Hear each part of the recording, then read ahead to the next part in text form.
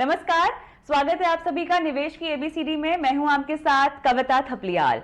निवेश की एबीसीडी का मकसद ये है कि हम निवेशकों को बताएं कि अपने निवेश के सफर में आपको कैसे डटे रहना है, बने रहना है और एक मंझे हुए और सफल निवेशक के तौर पर आप कैसे उभर सकते हैं। इसी के नुस्खे हम आपको इस शो के जरिए बताते हैं, हर हफ्ते एक खास मेहमान के जरिए। और आज भी मेरे साथ एक बेहद खास मेहमान है। स्वागत करना चाहती हूँ यूनियन एएमसी के सीईओ जी प्रदीप कुमार जी का। प्रदीप कुमार जी, बहुत बहुत धन्यवाद, आपने समय निकाला निवेश की एबीसीडी के लिए। इस खास पेशकश में आप शामिल हुए हैं। साफ तौर से हम बाजार की बात से ही शुरुआत करेंगे, जहां पर साल 2022 की शुरुआत हो चुकी है। लेकिन कई मायनों में हम ये कह सकते हैं कि 2022 उस तरह से डायनेमिक नहीं रह सकता है। लेकिन अगर मैं चैलेंजिंग साल के लिहाज से समझना चाहूँ प्रदीप जी, तो मुझे बताएंगे कितना चैलेंजिंग हो सकता है ये साल। थैंक यू कविता जी, मुझे ये मौका देने के लिए, आपसे बात करने के लिए। ये पिछले साल जैसा मार्केट का बिहेवियर था, जितना गेन्स मिला, जितना फायदा मिला इन्वेस्टर्स को, अगले साल ये साल 2022 उतना आसान नहीं होगा निवेशकों के लिए पैसा बनाने के लिए। हमारा व्यू ऐसा है कि ये जो रैली हुआ मार्केट में, और रैली के बाद इक्विटी मार्केट में मार्केट का वैल्यूएशन काफी बढ़ गया है और एक प्रीमियम लेवल पे है मार्केट हमारे रिसर्च के मुताबिक। अभी थोड़ा करेक्शन हुआ, फिर भी अभी मार्केट का वैल्यूएशन ज्यादा ही है। तो ये लेवल से हमको दिखता है कि वॉलेटिलिटी ज्यादा होगा, ऊपर नीचे काफी हो सकता है मार्केट। तो आम निवेशकों को काफी श्रद्धा से, काफी केयरफुली ये निवेश करना पड़ेगा इस साल टैकल करने के लिए, क्योंकि ऐसा नहीं होगा कि आप जो भी खरीदे ऊपर जाएगा। पिछले जो 18 महीने में या 2 साल में जैसे हुआ था, उतना आसान नहीं होगा इस साल। चलिए, तो आप कह रहे हैं कि उतना आसान नहीं होगा, और ये किन ट्रिगर्स के लिहाज से आप कह रहे हैं, अगर ये थोड़ा सा आप हमें समझाएं तो। जब मार्केट का वैल्यूएशन ज्यादा होता है, अब डायरेक्ट स्टॉक इन्वेस्टर है तो आपको हर स्टॉक बहुत चुन चुन के लेना पड़ेगा। ऐसा नहीं कि स्टॉक सस्ता लगता है तो खरीद लेगा, ऐसा अप्रोच अभी नहीं चलेगा। काफी पिछले साल mid cap, small cap stock में काफी रैली हुआ है। ऐसा रैली होने का चांसेस बहुत कम है अभी। और म्यूचुअल फंड इन्वेस्टर्स के लिए हम जो रेकमेंड कर रहे हैं वो हाइब्रिड कैटेगरी रेकमेंड कर रहे हैं हम। जितने जैसे फंड्स में इक्विटी और डेट दोनों का एलोकेशन होता है। और एक कैटेगरी है जो बहुत पॉपुलर है निवेशकों के बीच में, वो है बैलेंस्ड एडवांटेज फंड। ये बैलेंस्ड एडवांटेज फंड में क्या होता है कि जब मार्केट का लेवल ऊपर है, मार्केट प्रीमियम पे है, हम इक्विटी का जो एलोकेशन है वो कम करते हैं। वो 30% तक लेके आ सकता है नीचे लो लेवल पे। और जब मार्केट का वैल्यूएशन अच्छा है, मार्केट सस्ता है, तो हम इसका वैल्यूएशन 80% तक ले सकता है टोटल एसेट्स का। जैसे हम हमारा कोविड और लॉकडाउन होने के बाद 2020 में जून, जुलाई, अगस्त, उस टाइम पे मार्केट काफी डिस्काउंट पे था वैल्यूएशन के मुताबिक। तो उस टाइम पे हमने 80% तक लेके गया था। और फिर ये रैली के बाद मार्केट अभी एक्सपेंसिव है, तो हमने ये 30% लो लेवल पे लेके आए हैं। इसका मतलब ये है कि जब मार्केट ऊपर है, आप इक्विटी में एलोकेशन कम करेंगे, और जब मार्केट नीचे आता है आप ज्यादा खरीदेंगे। तो इसके फायदा यही होता है कि आम इन्वेस्टर्स को, आम निवेशक को वोलेटिलिटी जो कहते हैं ना, मार्केट का ऊपर नीचे होने का वो साइकिल, उसका इम्पैक्ट बहुत कम पड़ता है निवेशक के ऊपर, वोलेटिलिटी कम होता है। तो इसलिए हम ये कैटेगरी फंड ज्यादा से ज्यादा आम निवेशकों के लिए इस कंडीशन में रेकमेंड कर रहे हैं, क्योंकि जब हमारा उम्मीद ये है कि मार्केट ज्यादा ऊपर नीचे होने के चांसेस है, तो आम निवेशकों को थोड़ा प्रोटेक्शन के लिए ऐसा हाइब्रिड फंड्स सही रहेगा। चलिए, तो यहाँ पर हाइब्रिड इन्वेस्टमेंट पर ज्यादा जोर देने की सलाह निवेशकों को, क्योंकि बाजार में उतार चढ़ाव साफ तौर से इसकी संभावना दिखाई दे रही है, न सिर्फ प्रदीप जी की ओर से, लेकिन जो हम बाजार की चाल भी देख रहे हैं उसके लिहाज से तो यही लग रहा है कि 2021 में जो आपने शायद रिटर्न देखे हैं वो आपको देखने को ना मिले। लेकिन ये सब मुमकिन है अगर आप एक बैलेंस्ड अप्रोच अपने पोर्टफोलियो में लेकर चलें। लेकिन साथ ही प्रदीप जी मुझे बताएं, क्या ये साल थोड़ा सा पैसिव इन्वेस्टमेंट को भी इंपॉर्टेंस देने का है? क्या आपको लगता है थोड़ा सा रुझान यहाँ पर भी निवेशकों को देना चाहिए? क्योंकि देखिए, कहीं ना कहीं अगर मैंने बहुत ज्यादा कमाई कर ली है 2021 में, तो मुझे अभी अपने पोर्टफोलियो को थोड़ा तो रीबैलेंस करना चाहिए। और अगर ये बहुत अच्छा सवाल है कविता जी, क्योंकि अभी काफी चर्चा हो रही है पैसिव फंड्स के बारे में। पहले चीज ये हमको समझना चाहिए कि पैसिव या एक्टिव ये सब इक्विटी फंड्स है। ओके, पैसिव फंड्स में सिर्फ इतना होता है कि फंड मैनेजर एक्टिव कॉल जो कहते हैं ना वो नहीं लेते हैं, क्योंकि अभी समझिए पैसिव इंडेक्स में समझिए एक स्टॉक का वेटेज है 10% का वेटेज है, पैसिव फंड में उतना ही लेगा, तो 10% ही लेगा। एक्टिव फंड का फंड मैनेजर को ये लगता है कि ये स्टॉक बहुत अच्छा है, मार्केट को आउट परफॉर्म करने की संभावना है, तो 10 से ज्यादा भी ले सकता है। आई मीन 10% तो सेबी का लिमिट है, समझिए 8% इंडेक्स में है तो 10% तक जा सकता है। और फंड मैनेजर को लगता है कि ये फंड अंडर परफॉर्म करने के चांसेस है, वो 8% से कम भी ले सकता है। तो पैसिव फंड भी पूरा इक्विटी फंड ही है। तो हमारा मार्केट में आप पिछले 10-20 साल का ट्रैक रिकॉर्ड देखेगा तो एक्टिव फंड्स बहुत अच्छा परफॉर्मेंस दिया है और परफॉर्मेंस दिया है। मेजॉरिटी एक्टिव फंड्स का परफॉर्मेंस अच्छा ही हुआ है। लेकिन इस साल जब वोलेटिलिटी रहेगा, आप एक्टिव लेगा या पैसिव लेगा, वोलेटिलिटी तो रहेगा। उससे आप इक्विटी फंड में इन्वेस्ट कर रहे हैं तो वोलेटिलिटी से आपको साथ जाना ही पड़ेगा। लेकिन अब आप लॉन्ग टर्म इन्वेस्टर है, लॉन्ग टर्म का मतलब है 5 साल के आगे का होराइजन है आपके पास, आप 5 साल से ज्यादा वेट कर सकता है, तो कोई चिंता की बात नहीं है।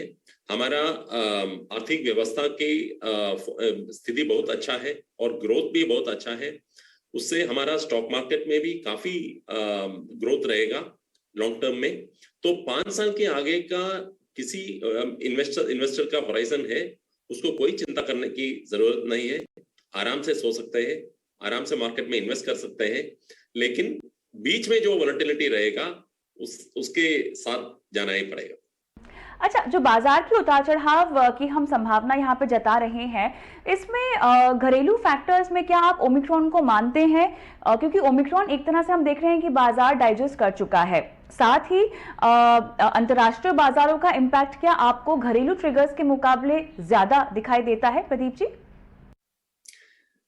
हमारा मार्केट काफी ग्लोबल मार्केट से हम जो कहते हैं ना इंटीग्रेटेड है, मिले जुले है, ठीक है। तो जो यूएस मार्केट में या यूरोपियन मार्केट में जो होता है, जो डेवलपमेंट्स है, उसका असर हमारा मार्केट में भी पड़ेगा। लेकिन हमारा मार्केट का बहुत सबसे इंपॉर्टेंट फैक्टर हमारा डोमेस्टिक फैक्टर्स ही रहेगा, जो घरेलू फैक्टर्स है। हमारा जीडीपी का ग्रोथ, आर्थिक व्यवस्था का ग्रोथ जितना होता है वही सबसे महत्वपूर्ण फैक्टर है। तो हमारा आर्थिक व्यवस्था के ग्रोथ, जीडीपी ग्रोथ इस साल बहुत अच्छा है और आगे भी अच्छा रहेगा, वही इकोनॉमिस्ट का फोरकास्ट है, गवर्नमेंट का, आरबीआई का फोरकास्ट है।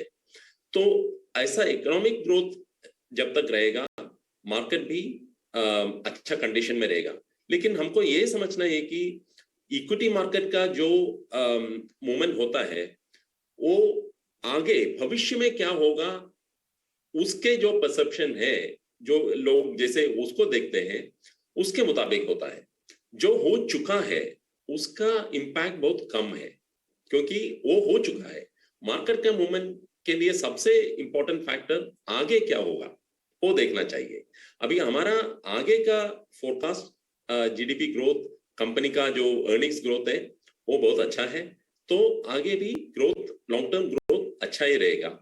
ओमिक्रॉन का इम्पैक्ट हो चुका है, मुझे लगता है कि उसका इम्पैक्ट अभी प्राइसेस में लोग डिस्काउंट कर चुके हैं, क्योंकि वो आ गए हैं, हो चुके हैं। लेकिन मार्केट में आगे भी काफी डेवलपमेंट्स है, ध्यान से हमको देखना पड़ेगा। एक तो यूएस मार्केट में जो इन्फ्लेशन है तो बहुत ज्यादा हो गया है। नॉर्मली हमारा इंडिया से ज्यादा इन्फ्लेशन यूएस में होना बहुत कम होता है, इस बार ऐसा हुआ है अभी। और यूएस में इंटरेस्ट रेट, यूएस का फेड मार्केट ओपन कमेटी, उन्होंने बोला है कि अभी आगे इंटरेस्ट रेट बढ़ेगा। यूएस में इन्फ्लेशन ज्यादा है और यूएस का आर्थिक व्यवस्था अभी काफी मजबूत है, उनको अभी ग्रोथ में ज्यादा चिंता नहीं है, उनको इन्फ्लेशन के ऊपर चिंता है। तो उधर इंटरेस्ट रेट बढ़ेगा तो उससे इंडिया में भी थोड़ा बहुत इम्पैक्ट होएगा, क्योंकि इन्फ्लेशन जब बढ़ेगा, ग्लोबल इन्फ्लेशन बढ़ेगा, तो सेंट्रल बैंक्स को इवेंचुअली थोड़ा इंटरेस्ट रेट बढ़ाना पड़ेगा।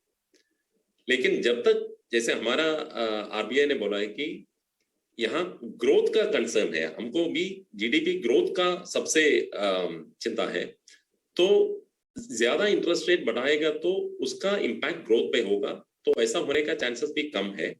लेकिन ग्लोबल फैक्टर्स का थोड़ा बहुत इम्पैक्ट इंडिया में भी होगा, तो हमको बहुत ध्यान से वो देखना पड़ेगा।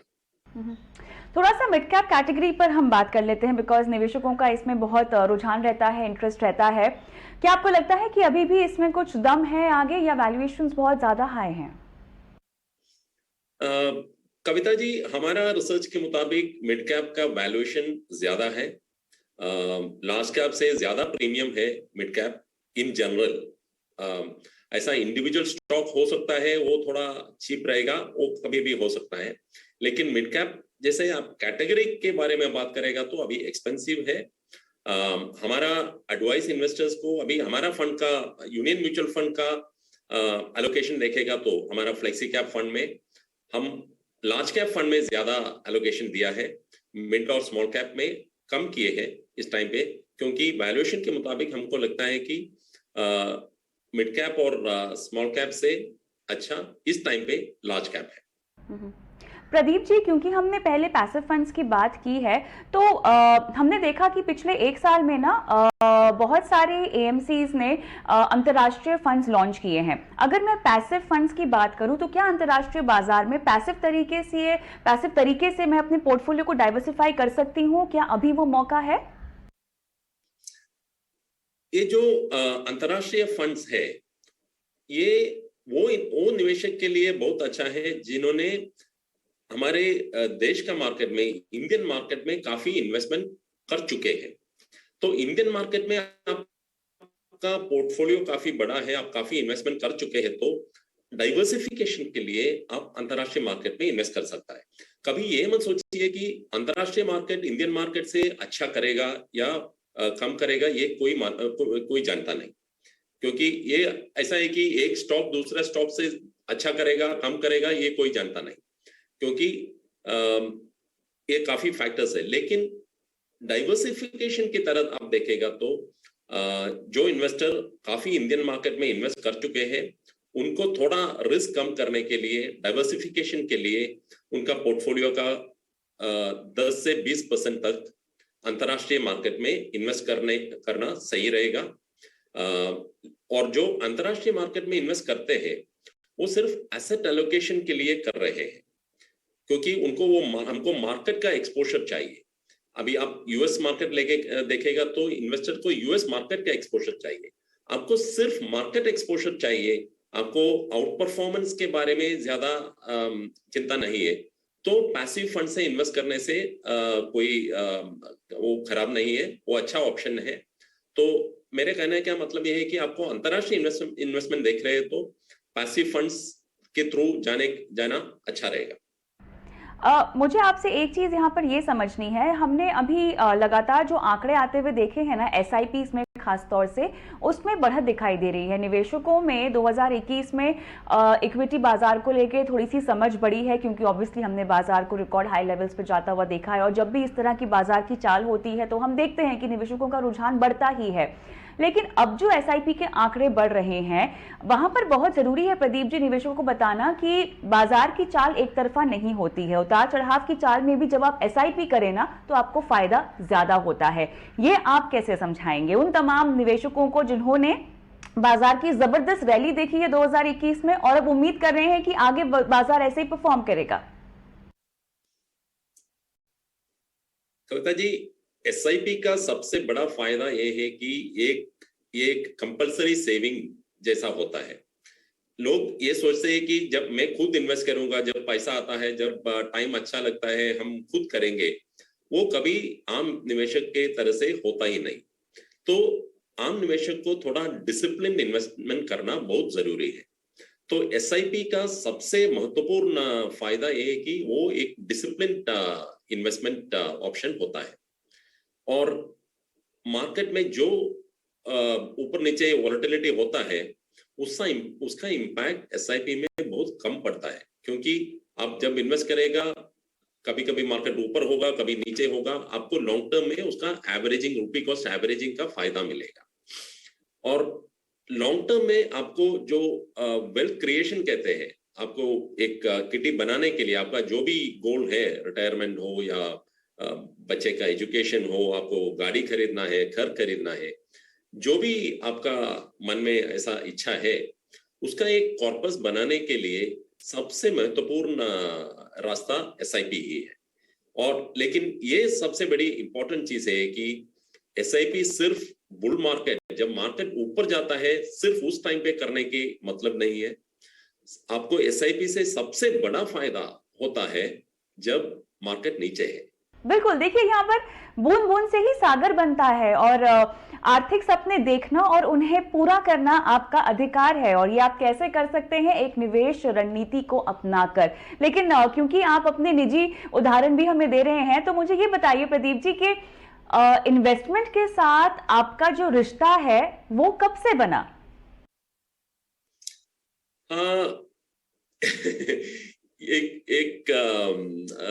एक चीज सच बताया तो इन्वेस्टमेंट से मेरा रिश्ता थोड़ा लेट हुआ, क्योंकि जब मैंने नौकरी करना चालू किया उस टाइम पे मुझे कोई ये बिठा के ये सब चीज नहीं सिखाया। आज मैं जो बता रहा हूँ ना सबको, उस टाइम पे मुझे कोई बताने वाला नहीं था, तो इसलिए थोड़ा लेट हुआ। लेकिन लेट होने से भी मैं जो डिसिप्लिन इन्वेस्टमेंट किया उसकी वजह से मुझे काफी फायदा हुआ, क्योंकि जब मैं ये समझ में आया कि यही रास्ता है मेरा जो फाइनेंशियल गोल्स है, आर्थिक जो लक्ष्य है वो प्राप्त करने के लिए, उस टाइम से मैंने एसआईपी ही चालू किया एंड उससे बहुत अच्छा फायदा हुआ। मेरा जितना फाइनेंशियल गोल्स अभी तक था वो सब पूरा हो गया। और मेरा एक ही रिग्रेट है, जो मैं 20 साल पहले चालू किया वो शायद 30 साल पहले करना चाहिए था। लेकिन चलिए, देर आए दुरुस्त आए, अब आप लोगों को बताते हैं कि कैसे उन्हें ये गलती रिपीट नहीं करनी चाहिए। लेकिन क्योंकि आपने कहा कि लोग अपने सपने पूरे कर सकते हैं, तो आपने भी जब इन्वेस्टमेंट स्ट्रैटेजी अपनाई प्रदीप जी, तो ऐसे कौन कौन से फाइनेंशियल गोल्स थे जो आपने पूरे किए हैं? कौन कौन से फाइनेंशियल गोल्स हैं जो अब भी आपकी बकेट लिस्ट में है और आप उन पर काम कर रहे हैं? बिकॉज ये काफी इंस्पायरिंग हो सकता है। जरूर।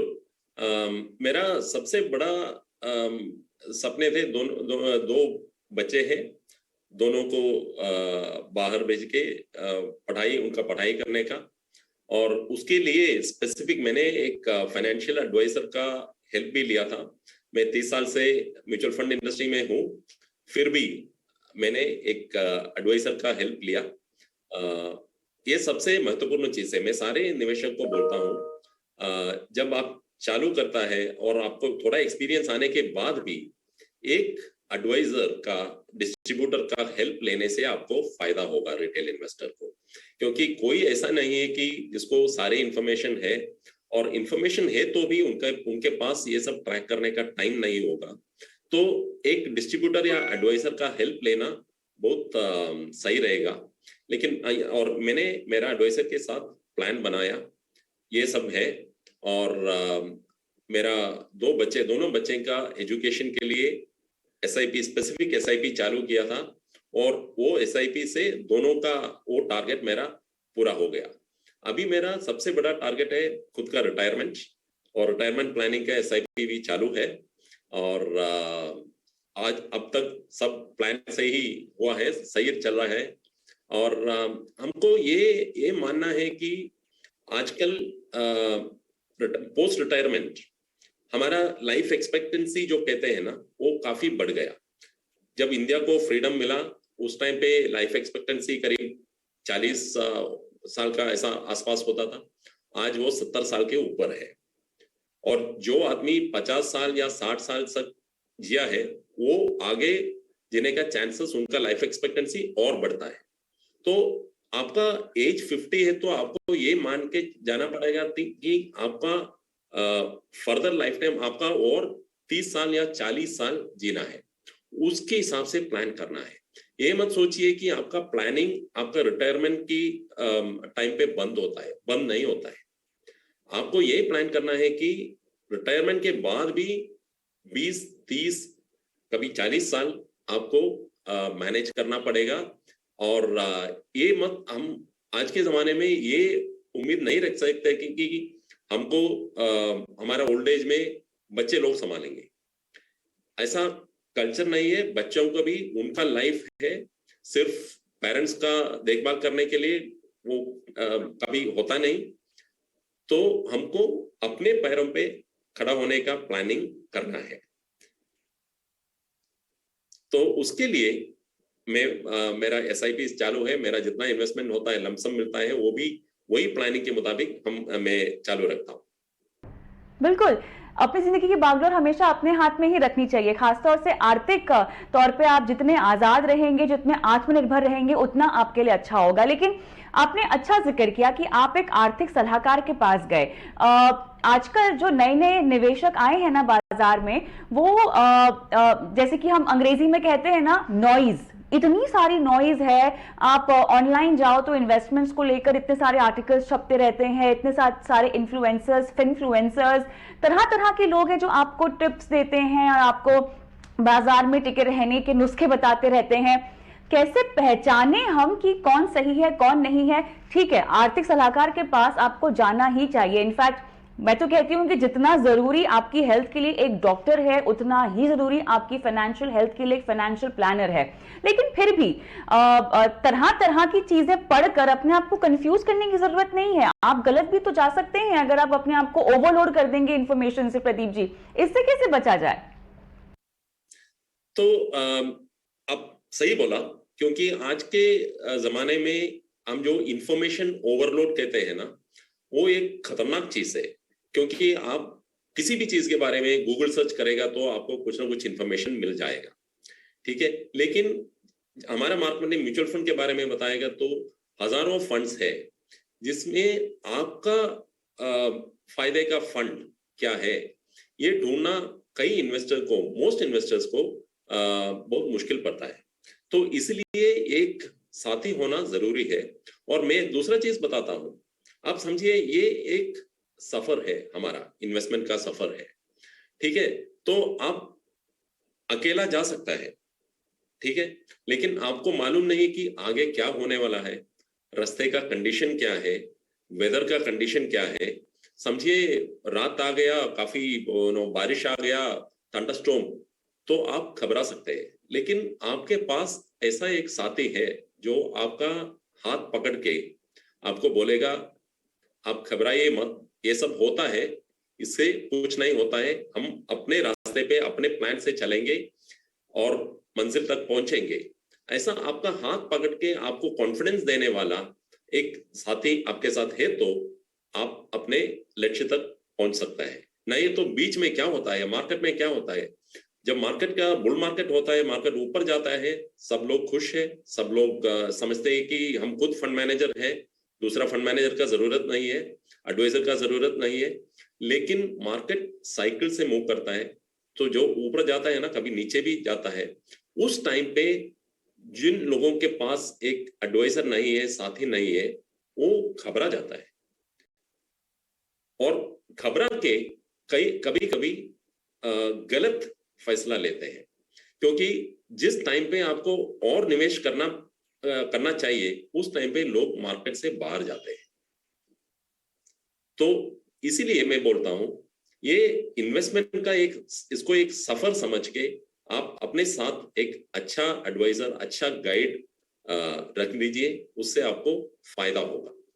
प्रदीप जी, बहुत अच्छा लगा आपसे बात करके। जितनी खूबसूरती से आपने निवेश के मकसद को समझाया, ज़रूरियात को समझाया। एक आम निवेशक के लिए समझना बहुत ज़रूरी है कि निवेश की जो राह होती है, जो सफ़र होता है, वो इतना मुश्किल या नामुमकिन नहीं है। बस आपको ये समझ लेना है कि आप किस लक्ष्य के तहत निवेश करना चाहते हैं, किस तरह के निवेश विकल्प को चुनना चाहते हैं, जोखिम उठाने की आपकी क्षमता क्या है। और हाँ, निवेश को लेकर सीख वो न सिर्फ निवेश की शुरुआत के लिए ज़रूरी है, बल्कि आपकी निवेश की पूरी जर्नी में ज़रूरी है। प्रदीप जी, बहुत बहुत धन्यवाद हमसे बात करने के लिए। धन्यवाद कविता जी। निवेश की एबीसीडी में मुझे भी इजाजत दें। नमस्कार।